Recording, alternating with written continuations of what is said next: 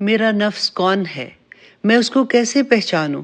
کیونکہ اللہ سبحانہ تعالیٰ نے قرآن پاک میں فرمایا کہ تم اپنے نفس کو اپنا الہ بناتے ہو، یہ تو شرک ہو گیا۔ تو پھر میں کیسے پہچانوں؟ نفس کی نہ تو کوئی شکل ہے، نہ کوئی جسم ہے، میں اسے کیسے اپنے آپ کو بچا سکتی ہوں؟ تو اس کا بہت آسان طریقہ ہے کہ نفس کیا ہے؟ میری روزمرہ کی عادتیں، جن کو میں نے اپنی ذات کا حصہ بنا لیا ہوا ہے۔ اللہ سبحانہ تعالیٰ نے ہمیں بہت کلیئرلی بتا دیا کہ اچھائی کیا ہے اور برائی کیا ہے، حلال کیا ہے، حرام کیا ہے۔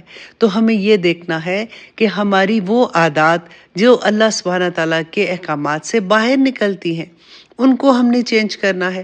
ہم ون بائی ون اپنے آپ میں یہ دیکھیں گے کہ میرے اندر کون کون سی ایسی عادات ہیں جو میرے اللہ کو پسند نہیں ہے، تو ہم ان پہ کام کرنا شروع کر دیں گے۔ پھر ہوگا کیا؟ کیونکہ ہمیں عادت ہوتی ہے وہ ایک چیز بار بار کرنے کی۔ جب ہم ان کو روکیں گے، جب ان کے اگینسٹ کام کرنا شروع کریں گے کہ اب میں نے یہ بری عادت اپنے اندر سے ختم کرنی ہے، تو پھر سیکنڈ چیز جو ہمارے ساتھ ہوگی، ہمیں وڈرول ہوں گے۔ ہمارے لیے آسان نہیں ہوگا، بہت مشکل ہوگا۔